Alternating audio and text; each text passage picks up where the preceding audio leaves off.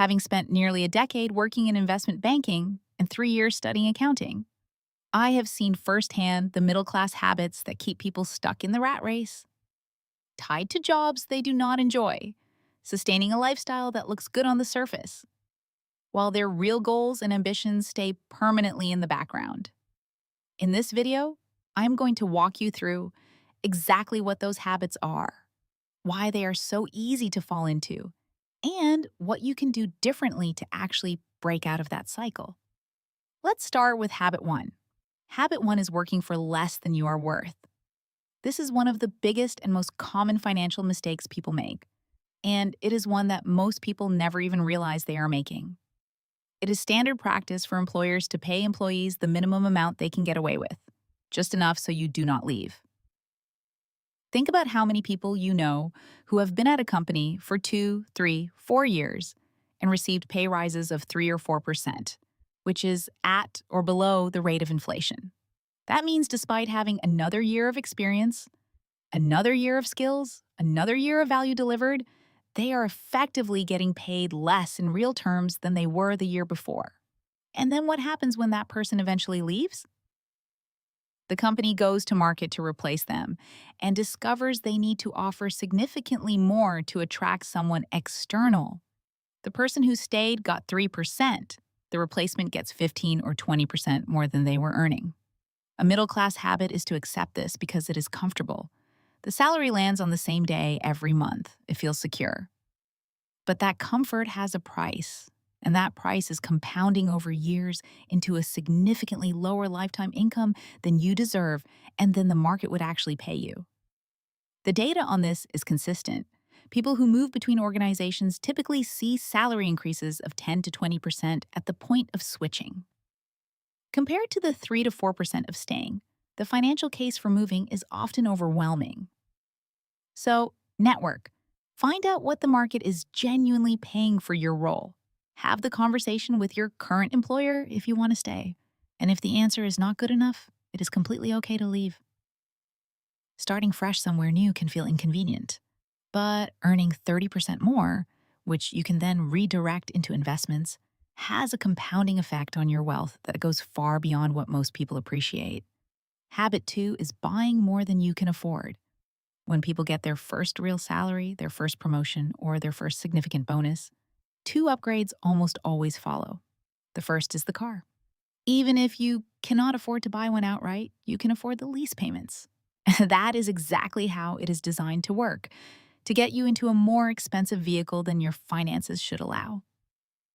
Car loans and leases are one of the single biggest wealth killers for people in their 20s and 30s.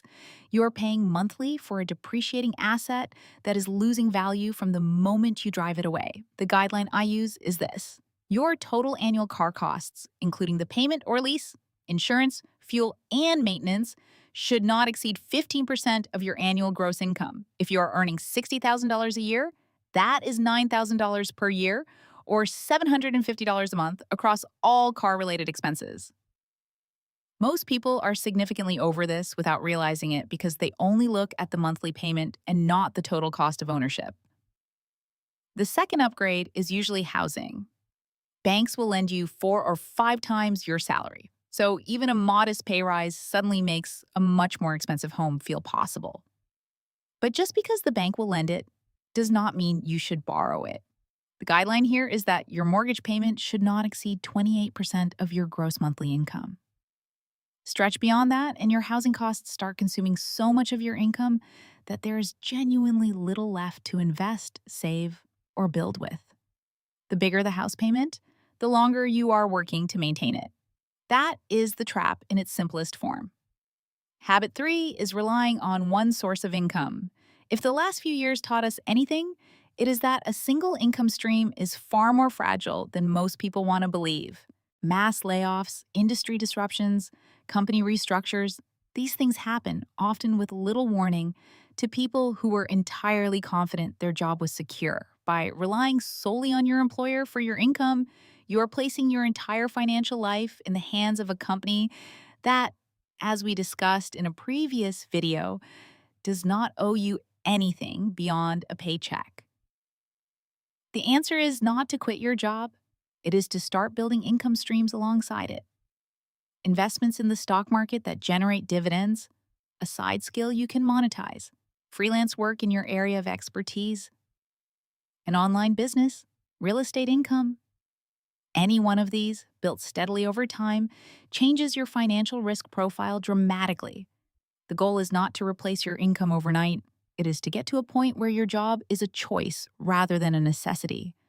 That shift from income dependence to income diversification is one of the clearest differences between people who break free from the rat race and people who stay in it indefinitely.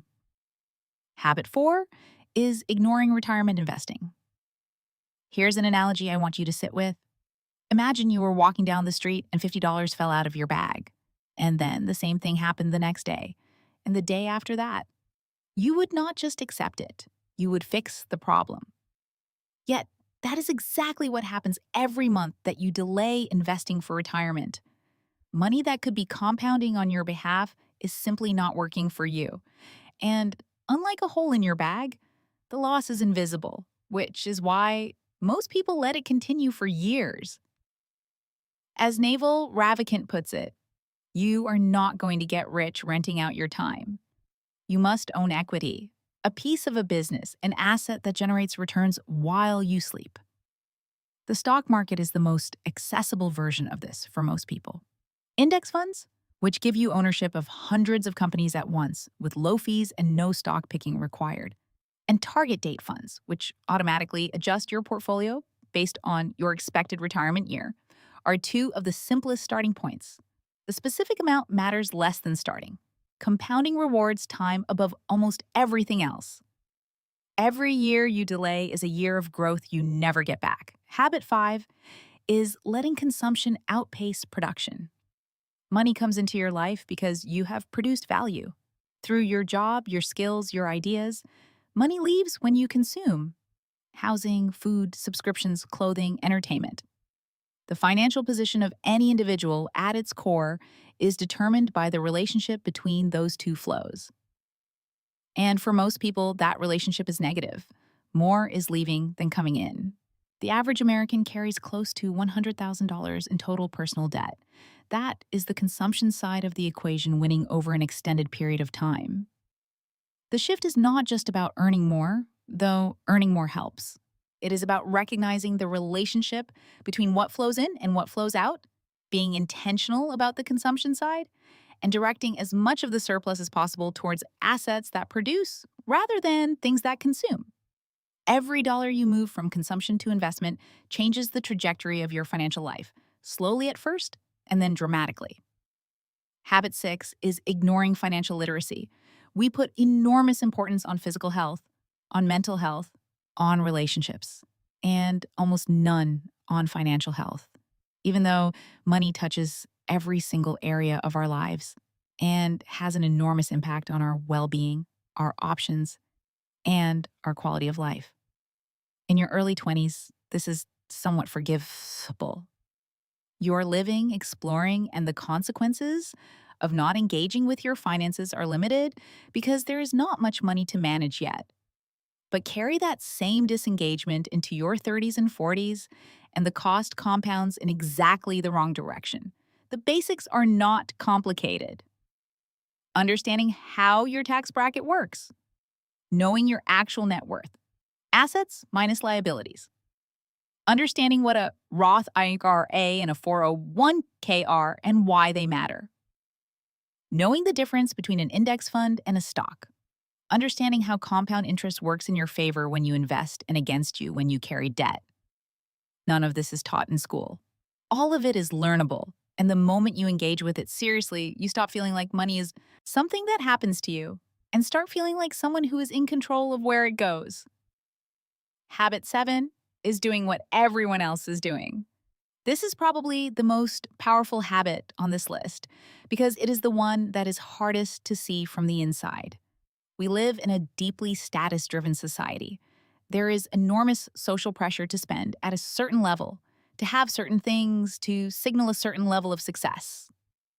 And this applies at every income level.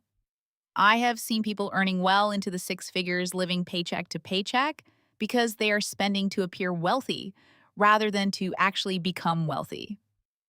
If you're spending money on things that genuinely bring you joy and align with your values, that is a completely valid and healthy use of your income.